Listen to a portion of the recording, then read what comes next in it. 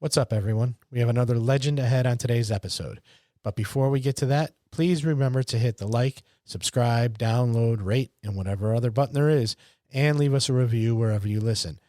This allows us to continue bringing you the amazing guests and great content you have come to expect. Now, let's get to the show.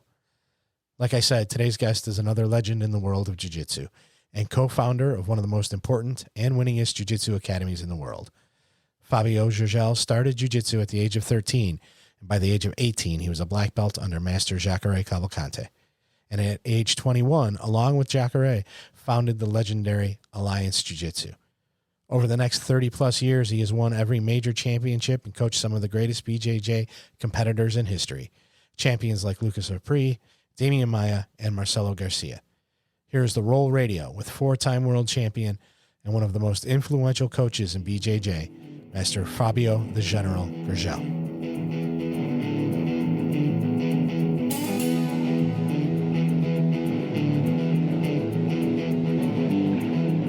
Welcome to RŌL Radio.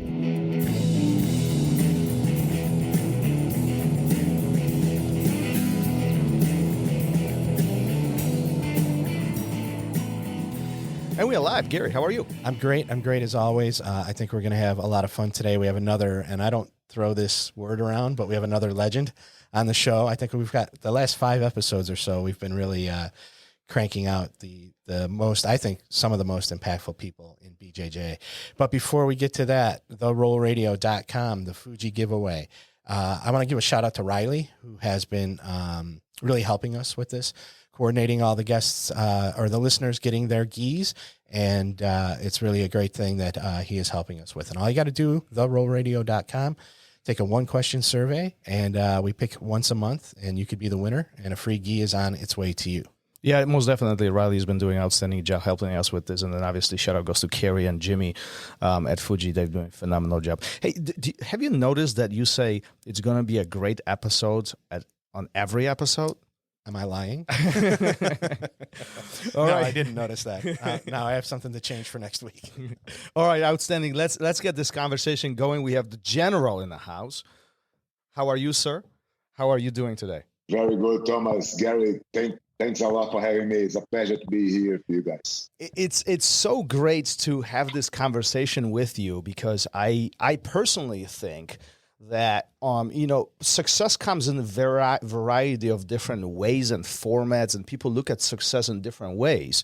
But I think you've accomplished in your life something very unique.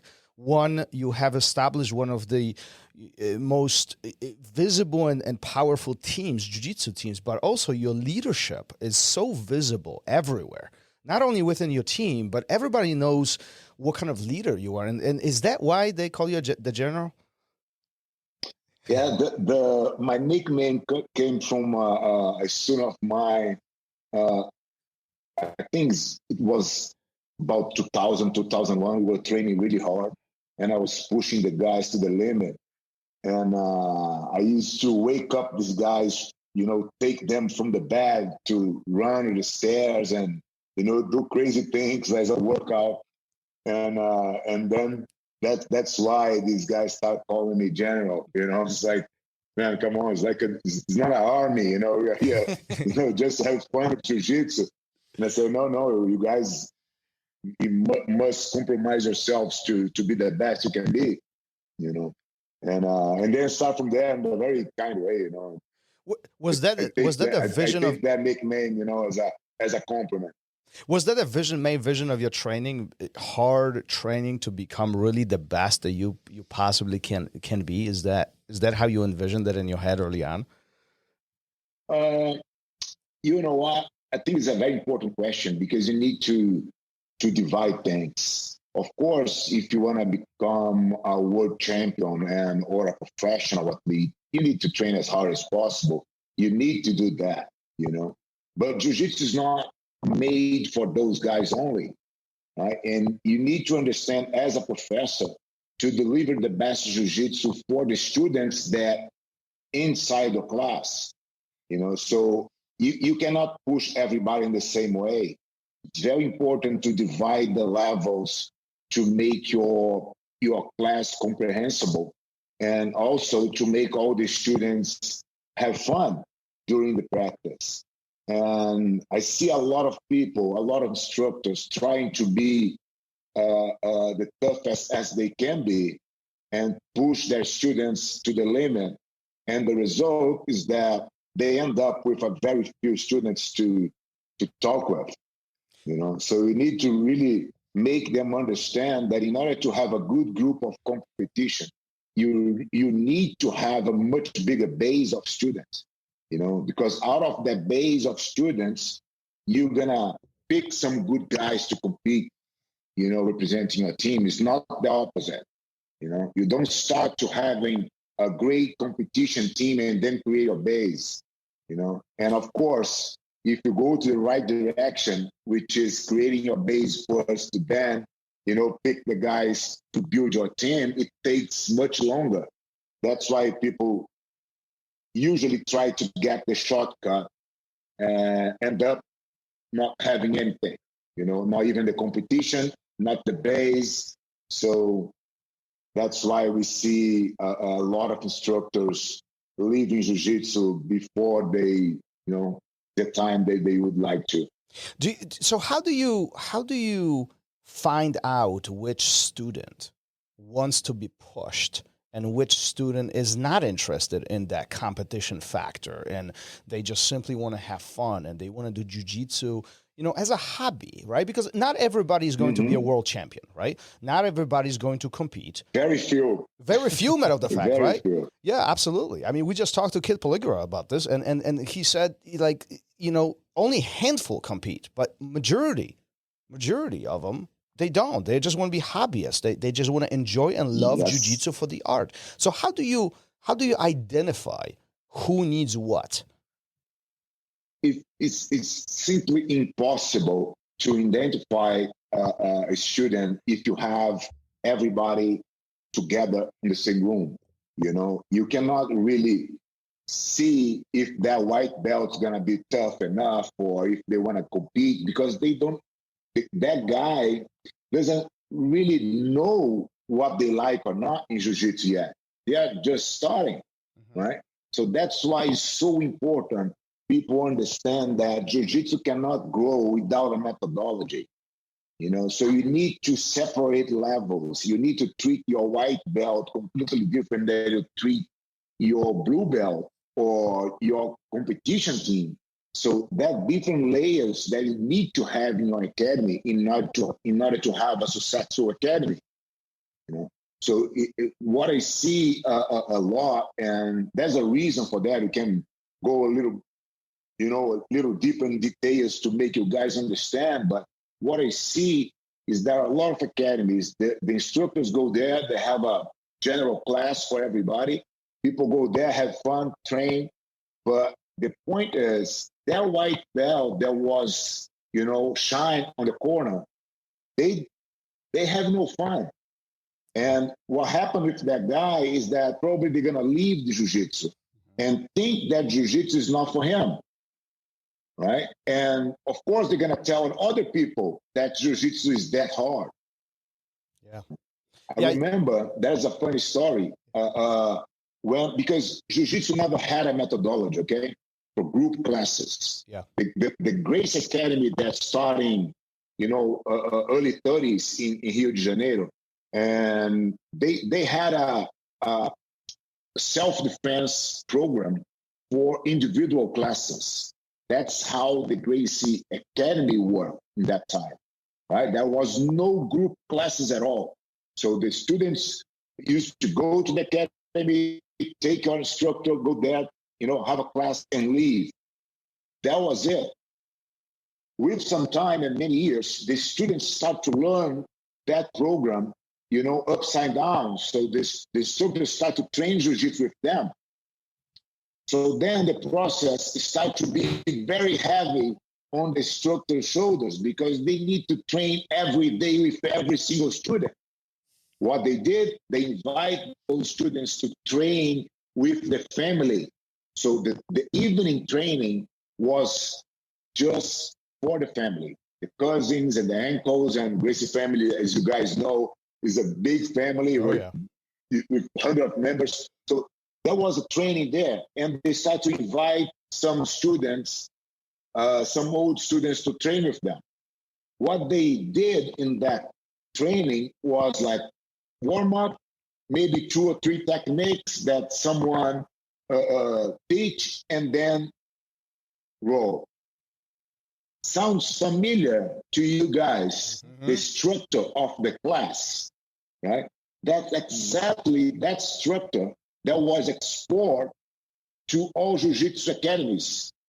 That, of course, Jiu-Jitsu spread out a lot, not just in Brazil, but then in the US and now worldwide, carrying that system.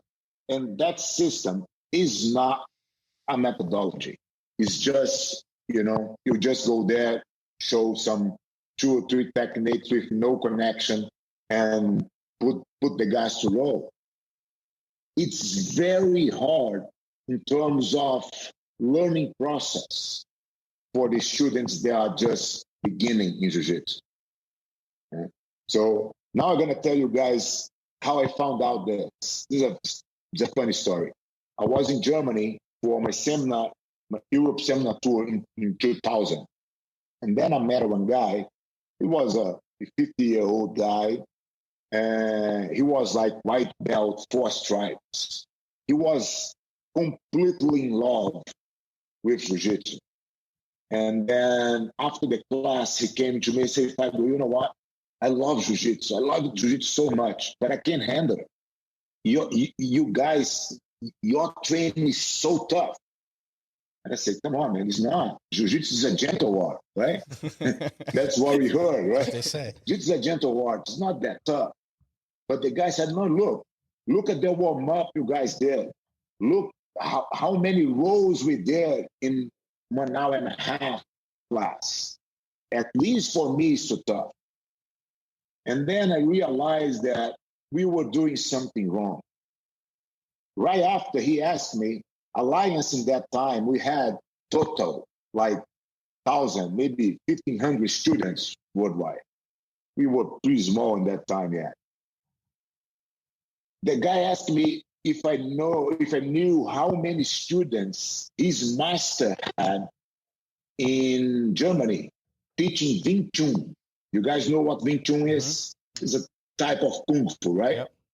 Yep. I had no idea. I said, no, I had no idea. And the guy said, 50,000. I said, no, 5,000. He said, no, 50,000.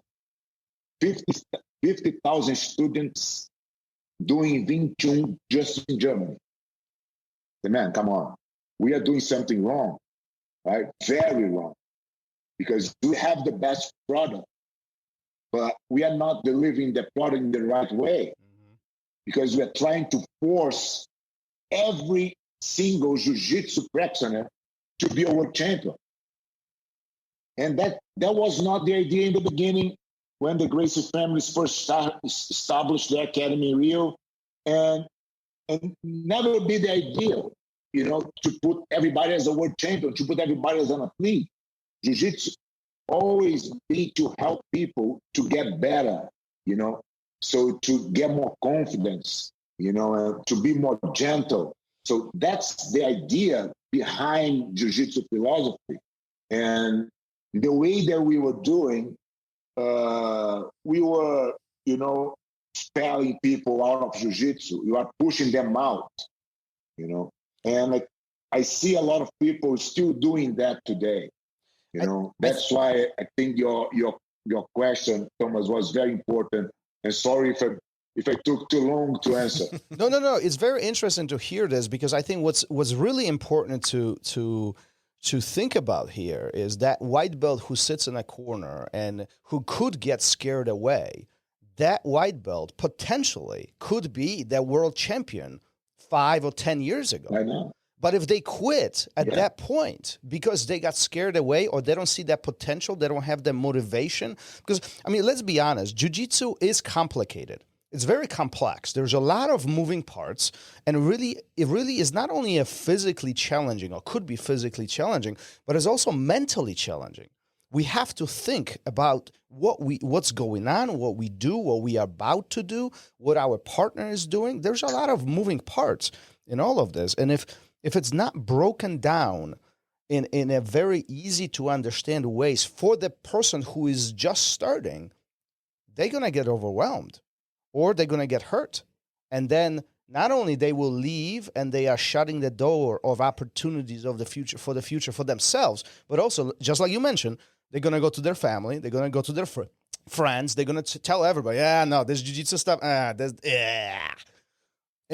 I wrong on that? Yeah, you're totally right. You're totally right. So I think this is one of the biggest mistakes that jiu-jitsu community did in the past.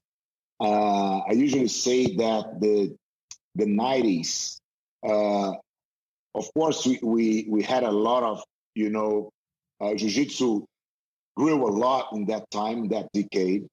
But in the other hand, it was just focused on competition. Mm-hmm. So we just forgot to take care of the students.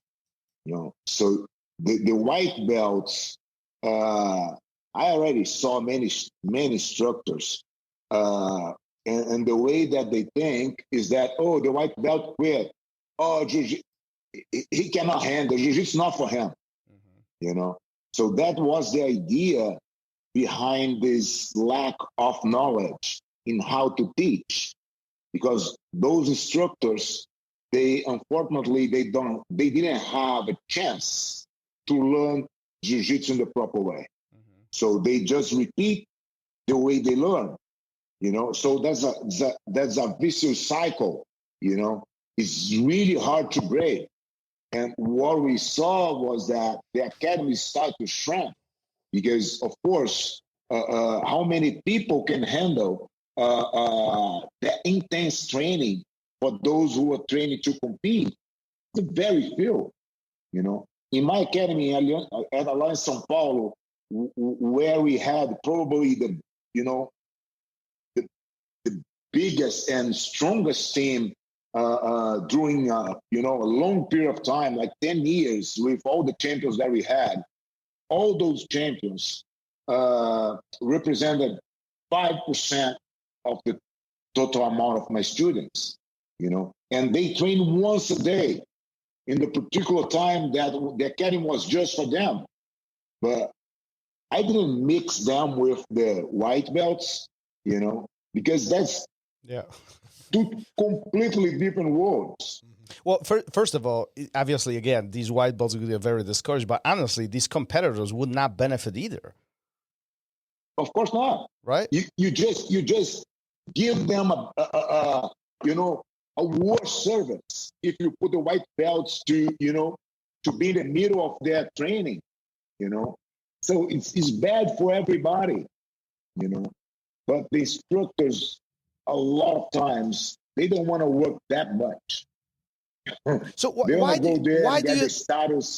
do you think that happens? I mean, this is not a new topic. I mean, this topic exists for years, for decades. I've heard about this many times, and these conversations continue unfolding. But we recently talked to Professor Gordo, and he talked about the same thing. It's like levels. It's levels, yes. Levels of instructors, levels of black belts, levels of students, and only the best ones are really the best. And everybody, unfortunately, they are not. So why do you think some instructors just don't want to do it? Because it's not that they don't want to do it. It's more that they don't know how to do it. Because again, we never had a methodology to teach them how to behave, how to, to program their classes in the way that class is understandable for every student that in it, and that's the key point. If you don't know how to teach, if you have no program to follow, it doesn't matter how good you are. You're gonna go there and show off your techniques, but it doesn't mean that the way that I pass the guard is gonna be the same way that's gonna be used for Gary, for example. So I need to teach a lot of things and let the students choose between those techniques what fits better for them. So I cannot go and teach just what I do. you know, and that's usually what happens if the instructors don't learn how to teach, don't learn based on a program. Yeah, and we talked about this very frequently, actually, on the show, where a good jiu-jitsu practitioner is not always a good instructor. Just because you know jiu-jitsu doesn't mean that you know how to present this jiu-jitsu to your students. Yeah, absolutely. And we have actually different levels here. You have the practitioners, the jiu-jitsu, the guys that are good in jiu-jitsu. It doesn't mean that these guys going to be a good competitor, right? Sometimes how many guys you know that's very technical, very skilled, but when they go to a competition, the guy doesn't perform, right? So it happens, right? And then you get these guys that are very good in competition, but he doesn't know how to teach. And then you have a guy that's a very good instructor, but he doesn't know how to manage the school. Oh, yeah. So you need to have all of these skills in order to be successful in your academy, right? And people don't realize that. They think that, oh, I am a world champion, so we're going to open the door and all the students are going to come to train with me because I'm blah, blah, blah. And you know that's not true, you know. If you open your academy after, you know, being a world champion, nobody's going to knock your door just because you are world champion. You really need to provide a good service to your client. And your students are your clients in the first place. You know, you need to treat them as a client and give them what they need and what they are looking for. Not just telling them to do what you like them to do. Yeah, I think that's very, very important to really keep in mind. And Gary, did you want to ask her? Because I cut you off. That's all right. I was just thinking that, you know, you started Alliance when you were 21, I think. And is this knowledge that you have now, is that something that you developed over the years? Or when you guys started back then, did you set out with that in mind? Gary, we established Alliance in 93. I was 23 years old. 23, sorry. But I started training with Jacare in 1985. And when I got my black belt in 89 with 19 years old. And right after we established Alliance. And when we did that, the idea was just to build a competition team in order to avoid our students to compete against each other, right? Because my students were fighting against Jacare students before they meet custom-based students, for example. And it didn't make any sense to us. So we decided to build Alliance with that only reason, right? Build a team to avoid our students to fight against each other. So saying that, of course, we made all the mistakes possible during the way, right? We didn't know anything. It was like, try and error, and nowadays we know something, but we still, try a lot of things that doesn't work and like, everybody else, but we try a lot, that's why, because sometimes we get some good hit, but in the beginning it was completely different. We had no knowledge and how to, to build a business and support the schools.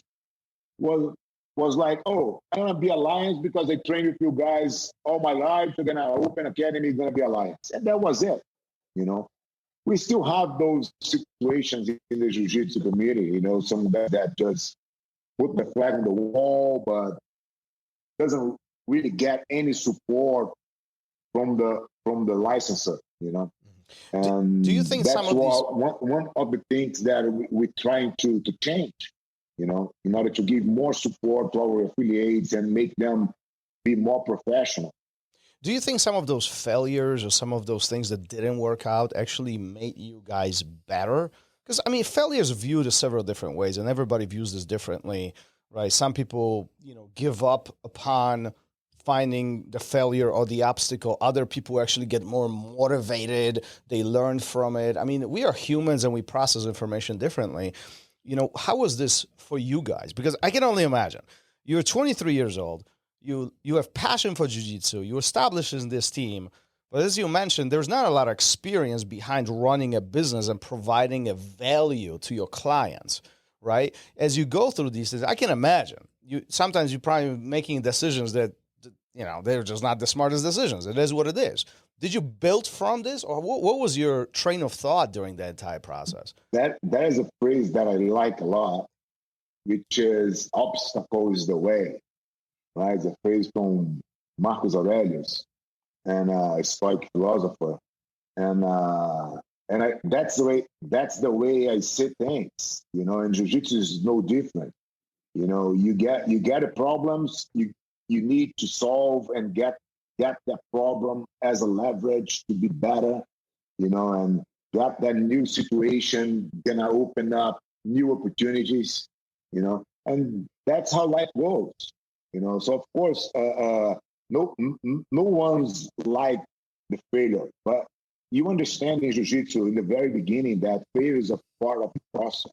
You get micro failures every time you train.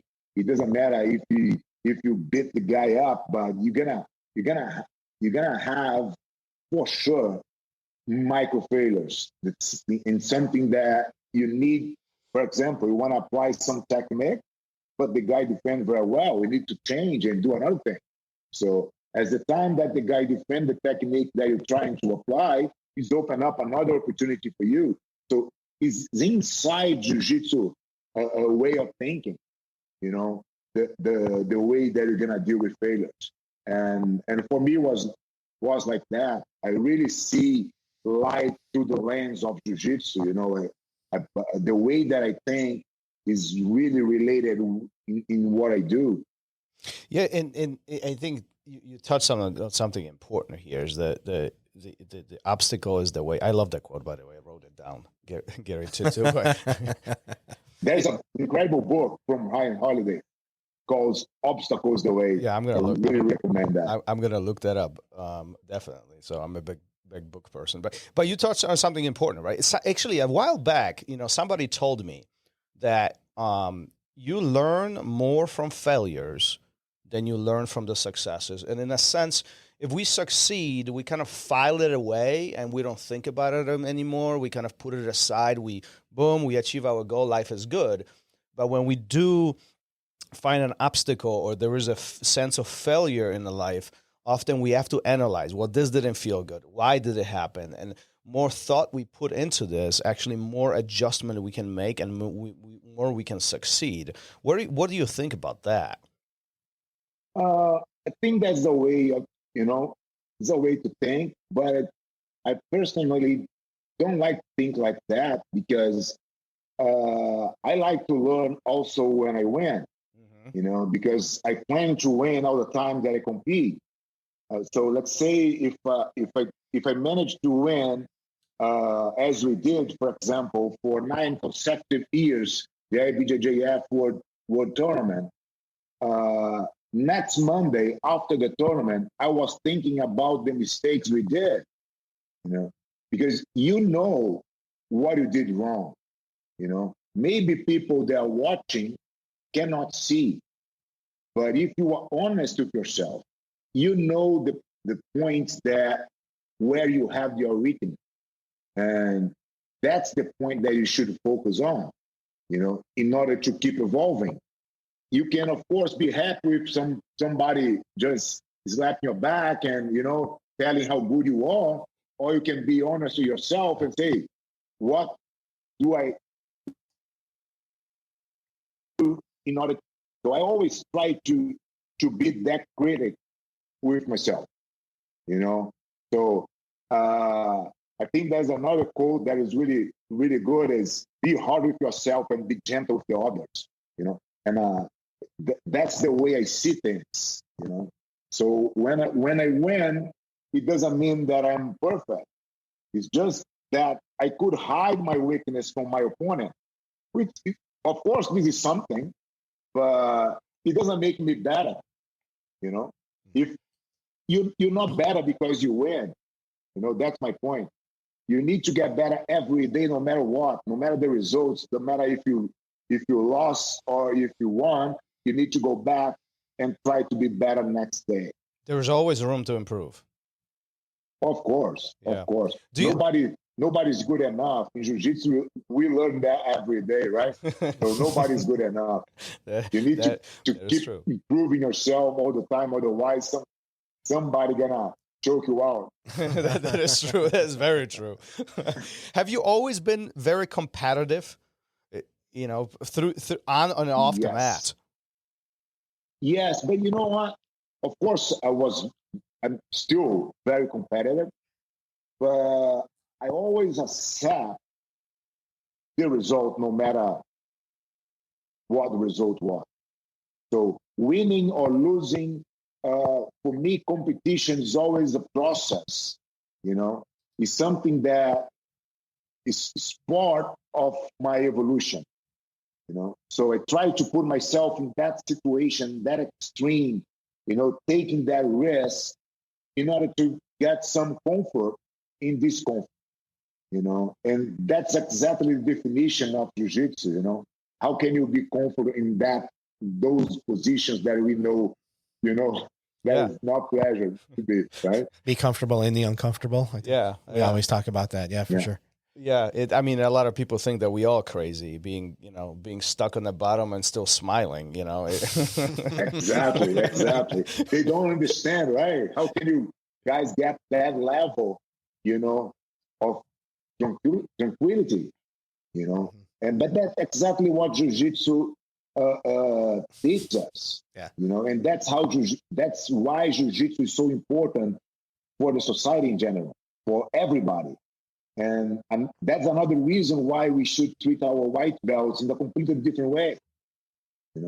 Our academies should welcome our white belts and take care of them in a way that they don't leave, that they, stick with Jiu-Jitsu forever. That should be the goal of every single instructor. Pretend to, to intend to teach Jiu-Jitsu. Yeah, and I don't think anybody here, at least, is talking about babying anyone. I think you're talking about leading them, bringing them along, showing them the way, the path, not making it easy for them so they stick around, but really guiding them, right, and showing them how to get better. You need to get the of course the training is gonna be hard at some point. You just need to be prepared for it. The point is, if you try to, to put the training hard for those that are not prepared, you're going to scare them and they're going to leave. And, they are right to leave. Because they can't understand, what they are doing and why someone is smashing their face, and that feeling that they want to breathe, but, someone is covering, their faces. So that kind of feeling, you need to be prepared to pass through, So there's a process that the academy should have in how they treat the white belts most. As I'm listening to you, there is such a large amount of wisdom that you are sharing right now that it's pretty ridiculous, in my opinion. A lot of people take this for granted. A lot of people don't even think about these things at all. And yet you talk about this, very freely with a lot of power. It's very empowering, essentially, what I'm saying, right? But none of this really came just overnight. This is a process that you have developed over many, many years with your team. Take us back to the day one of your jiu-jitsu.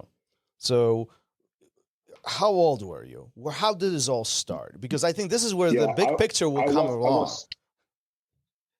And you know what? This is totally connect in what I was saying, because the way that I learned, I was 13 years old at that time. And the way that I learned, I stopped in a very tiny academy in Copacabana. And my group had maybe 6 or 7 students maximum, the really tiny academy. And the instructor used to pass through the self-defense program, the same self-defense program that the Grace Academy used to teach in every single student before we go to the training itself.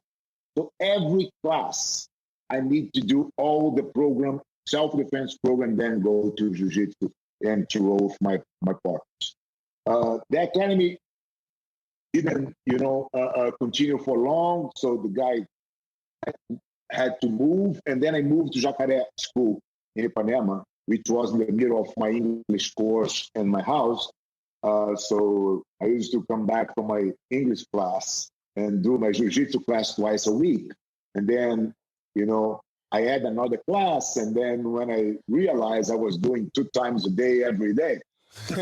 And Jacare had basically the same system, self-defense for everybody, and then techniques on the ground, and then roll.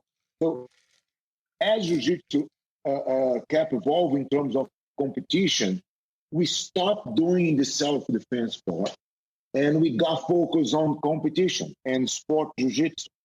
And that's the reason why the instructors nowadays that learn Jiu-Jitsu in that mode, they don't really know how to approach a white belt because they don't know self-defense.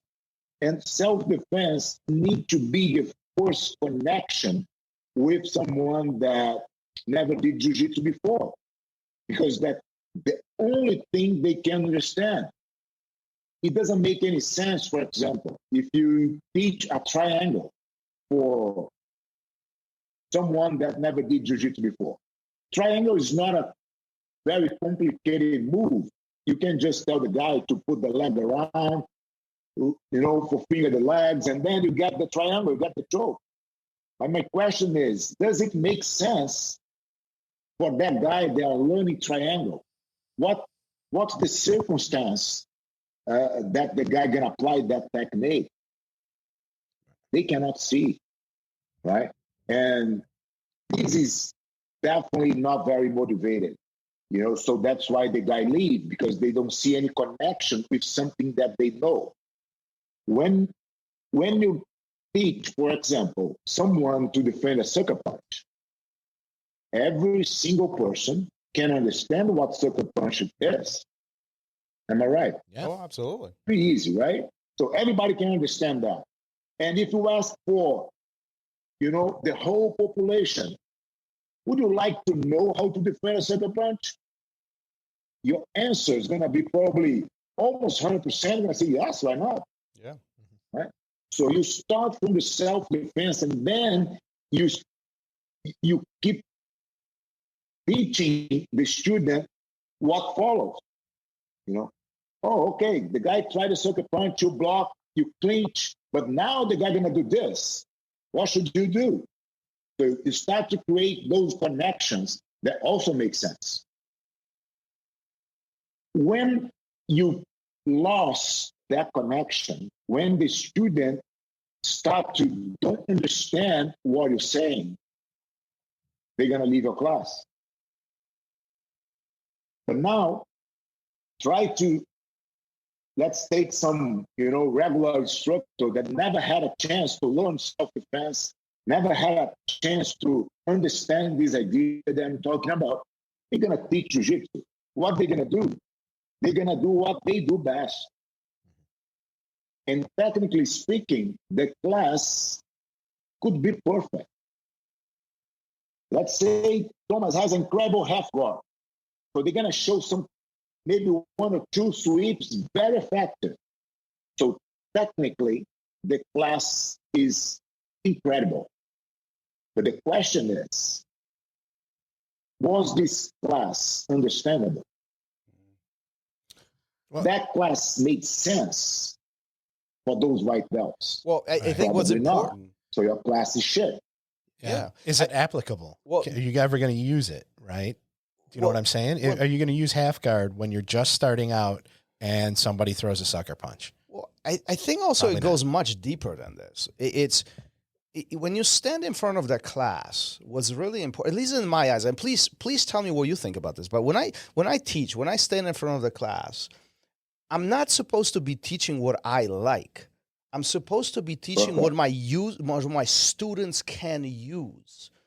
Right? Because, I mean, there's so many, and I don't mean any disrespect to any instructors out there, but I've seen this so many times. You go into a very basic fundamentals class, and the instructor is showing barambolos, flying triangles, inverted things, and you're thinking to yourself, first of all, that the student who's here for first week, they have no clue what happened. That's one. And number two, That's what I meant. Their ability to do this is not even there. They should be learning things like balance, weight distribution, transition, protect yourself. Can they touch me? Can they grip me? Distance management. I mean, those are fundamental things. And please correct me if I'm wrong on this, but it's just I feel like often jiu-jitsu is overcomplicated for these students. Now, you're completely right, but unfortunately, that's what happened more often than we wish. And the reason, I'm not here to blame the instructor. I'm just saying that the majority of the instructors, they didn't have the chance to learn the proper way. Right. So they really need to go back and study how to teach based on certain methodology. Could be any methodology. You can build your own if you want. But you need to have a methodology in place in order to know what to teach your students. Because it doesn't, for example, if you go in front of your class, you cannot just look to your students and see, let me see what I'm going to teach today. Oh, I agree. Because that's going to be very hard for you to find the technique that all those students can understand and can connect with something that they already know. So that's why it's so important to have different levels, even the fundamentals. Look at how hard it is to teach the fundamentals class. Let's say you put the fundamentals class, white belts only, perfect, white belts only. But the white belt with 10 classes, that guy knows a lot of things. Mm-hmm. Of course, he knows much more than that students that just started in his, let's say, second or third class. How can you make the class be meaningful for those guys? You need to have a program that, pay attention to that points. So they cover all these gaps. So your class is consistent. Your students go there in every class. They're going to understand what you're talking about, and those techniques going to make sense to them. That's the only way to build a school. If you don't do that, you're going to keep getting students, because Jiu-Jitsu getting students by itself. You don't need to do much. Jiu-Jitsu is becoming every time more popular. So Jiu-Jitsu is going to bring some students for you, and you're going to keep them out. And you're going to keep doing this forever, to the point that you're going to quit, because the academies, of course, can be successful if you do things like that. Yeah, and I think you really, right now, you touched on something really important. Jiu-Jitsu sells itself, especially with the visibility by mixed martial arts and what we are seeing on TV and entertainment and so on. Jiu-Jitsu draws attention by itself. What I think is really important is, are the people who come into the door, into the academy, will they start doing jiu-jitsu? And two, the people who did start doing jiu-jitsu, will they continue? And that is kind of the important things, because anytime I notice an academy which is not growing, that's when I ask myself, well, why not? I don't understand why the academy is not growing. You have people coming in. Where are they going? Well, how come they're not coming back? I mean, we hear many success stories about, huge academies, but I'm not even talking about that. Like, if there is an academy with 20 students, how come that academy is not 30 or 40 or 50 students 6 months later? That is the big question. Is not. I don't think it's the students themselves. Like you said, it might not be the instructor either. It's the process. Is the way how it's being presented, right? I mean, if we go get coffee, if we get a coffee in a dirty mug, we're not going to come back. I mean, I don't know about you guys, but I'm not coming back, right? I mean, that's why I said earlier that being a good instructor doesn't mean that you're a good manager. Yeah, you know. absolutely. And Absolutely. I think every jiu-jitsu instructor should read a book that calls The Myth from Michael Gerber. He talks about, the guy that knows something technical and then decide to open up a business and how things are different. The one thing is, I am a good instructor. I know how to, run a good class. The other thing is, do I understand the process from the front desk to the retaining of my students? Do I know the lifetime value of my students? Everybody that I sign in, how long the students are still in my academy? What's his lifetime? And how much I'm spending in marketing to get a student through my door, how I approach the guy, how I tell them how our methodology works, how I introduce him in the first class in Jiu-Jitsu. So there's a lot of small things that makes a lot of difference. If you don't do, you're going to keep rotating the students and the number doesn't change. You see that, of course, you have the core students that, they are with you for a long time. And you look and say, my students are here, because you recognize them as your core, right? So your best guys. But most of the times, you don't see the rotation that happen on the first level. I have a story to tell you guys about my academies and my mistakes. We in Alliance we have our methodology presents that way. You get an intro class, a private class, individual, right? For the first class you do in Jiu-Jitsu. And then after you sign up, you get another 2 private classes in order to make you understand the whole thing. So in 3 classes, I'm going to tell you what is guard, what is passing the guard, what is mount, what is back. So you're going to get a full vision in what Jiu-Jitsu is, right? And then you move to the beginner's class level. You're going to stay there for 60 classes till you get your second stripe. And then you move to the intermediate level, which goes from white belt to stripes to blue belt. What had happened in my academy was that beginner's class was so comfortable because the students, we don't put them to spar. They just do drills and, sequence of moves. They start learning without fighting. And when they move up to the next level, to the intermediate level, and they start to roll, they got scared and they left. Mm-hmm. And I said, come on. And there's a tip. What you need to look in your academy in order to start managing your students better is the people that are leaving, right? Why those guys are leaving my academy. And then I finally realized that the majority of the students that were leaving my academy, they were exactly in that time frame when they changed from one model to the other. So they are moving up the level, and then they were leaving the academy. And I said, there's something wrong here. We are doing something wrong. And then I realized that the intermediate level class was too hard. Looks like advanced, just shorter. Yeah. This is wrong. This is not what's really in the program. So we brought back the intermediate level class to the level that should be, and then immediately we stopped losing those students. They just start making the transition in a really nice way.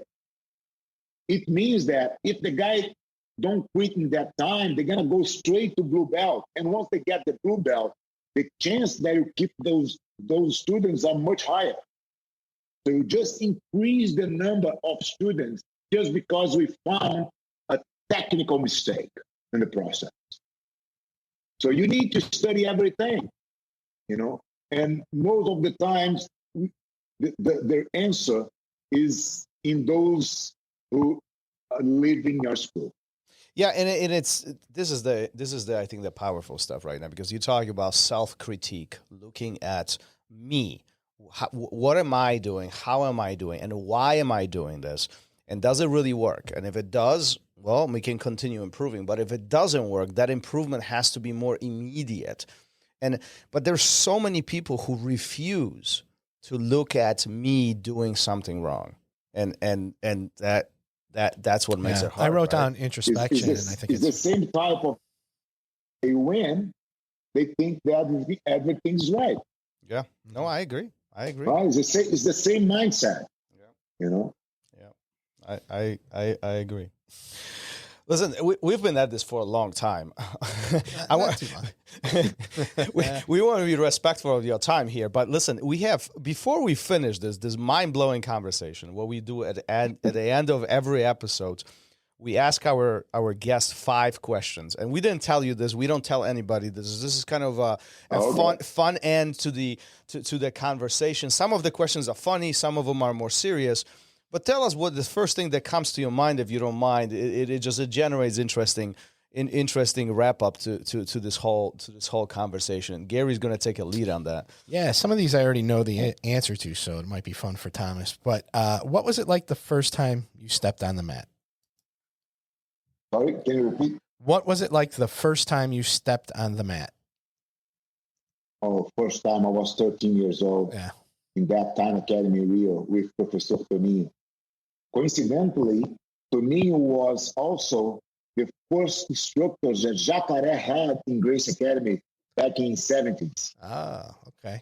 What was your nice coincidence? What was your feeling like? Were you scared? Were you anxious? Were you excited? Not at all. I got into jiu-jitsu. I have an older brother, 3 years and a half older than me. And of course, we fight every day, right? That was our play. So we used to fight every day, to the point that our father gave us a pair of gloves, boxing gloves. Say, look, just don't destroy my apartment anymore. You guys go downstairs and fight, for as long as you guys want, So we had that kind of relationship, very healthy. And then I went to karate because I want to do something, in terms of self-defense. I did a couple months of karate. But every time that I came back home and tried something with my brother, it just didn't work because, of course, he's much taller than me, and then I didn't have the proper technique yet. Then I tried jiu-jitsu, and with few classes, I started to beat up my brother. And I said, I gotta dedicate myself to that shit. That's the answer that I was looking for. So I stopped speeding up my training and start getting I started getting good in jiu-jitsu.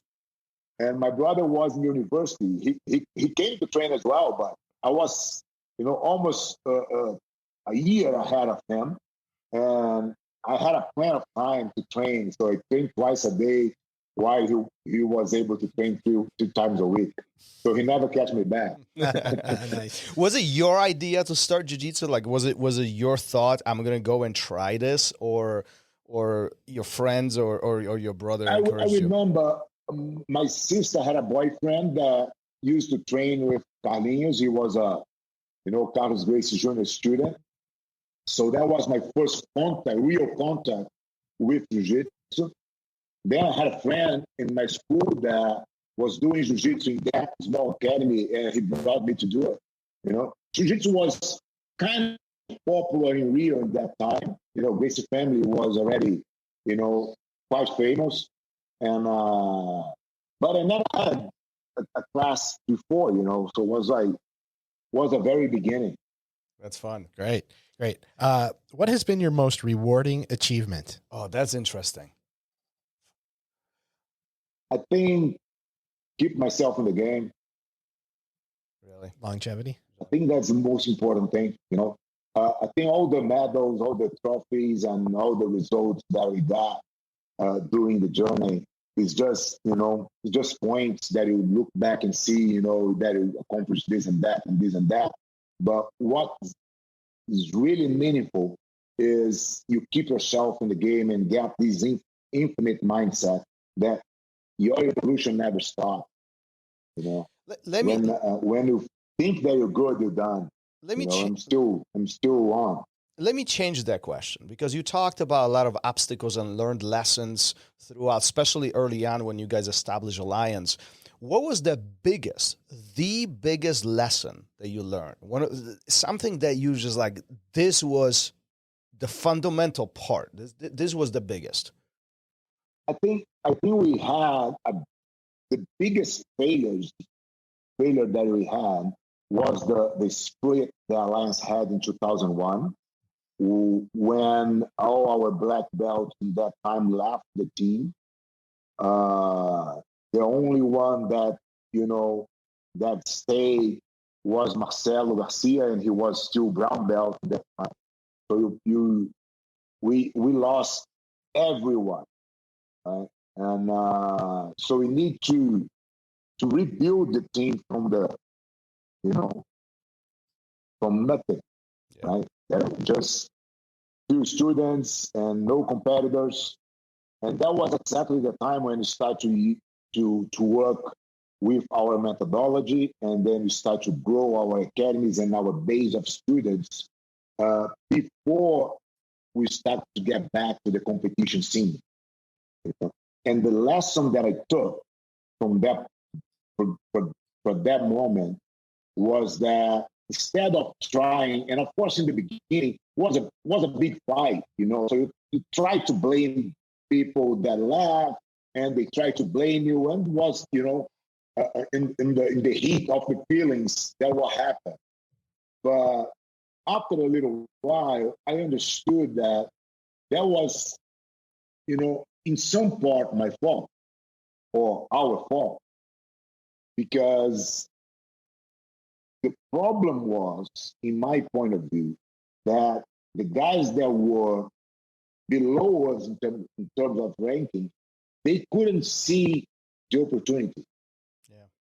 So Jiu-Jitsu was pretty small, and they look up and say, oh, Jacare is there, Fabio's there, how can I get my spot? You know? So they don't see any way to do it besides split and try their own thing. Yeah.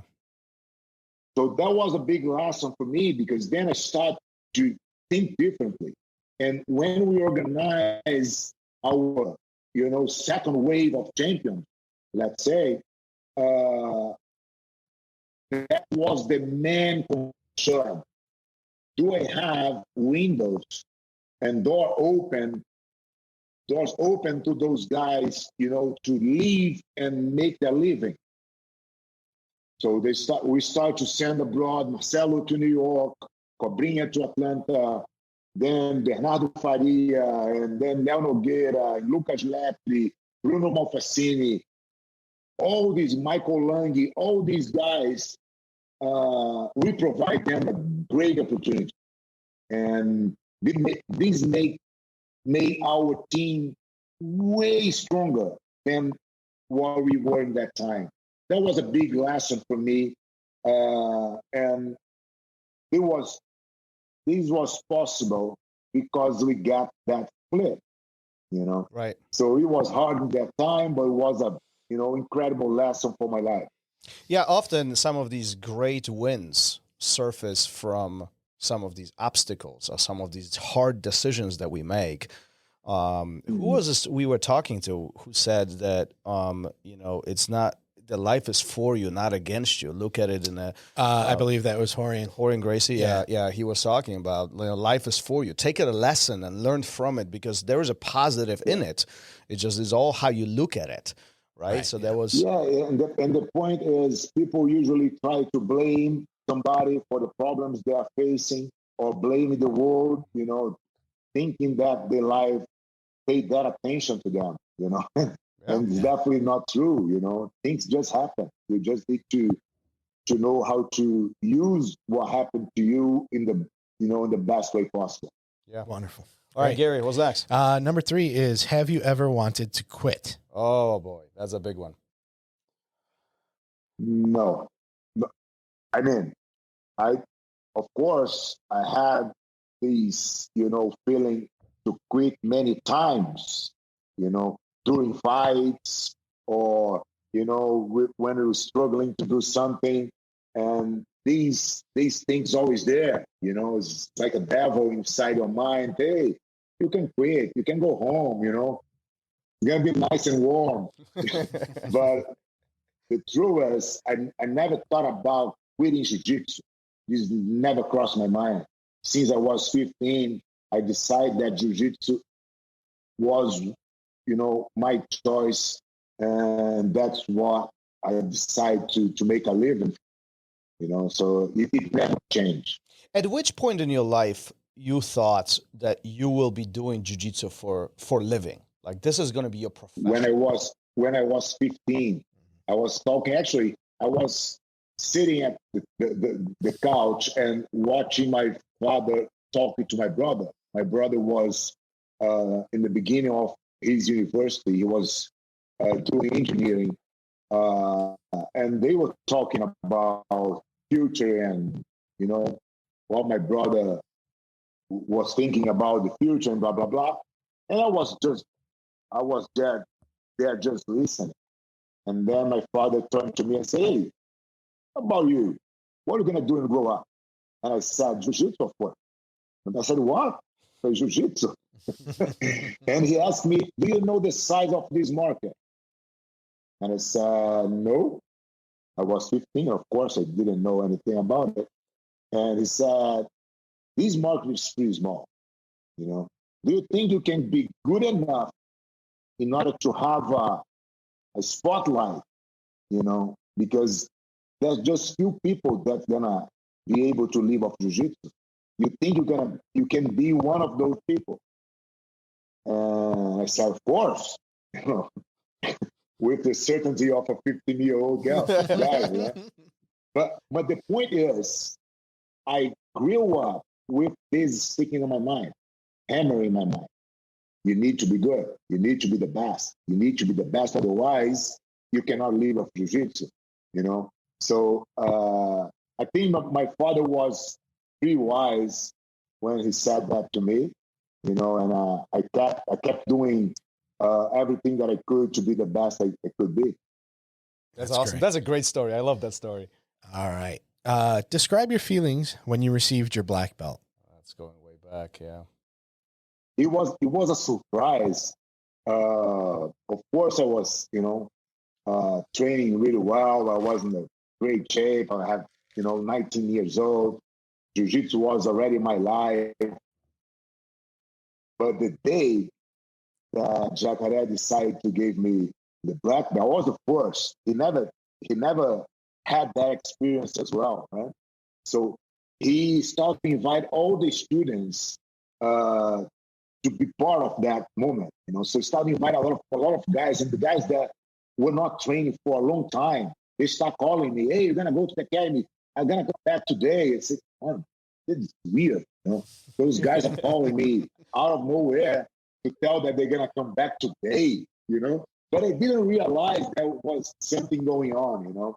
And then Master Hazel Gracie, ring the bell at my house and say, "I'm gonna walk with you to the academy." See what?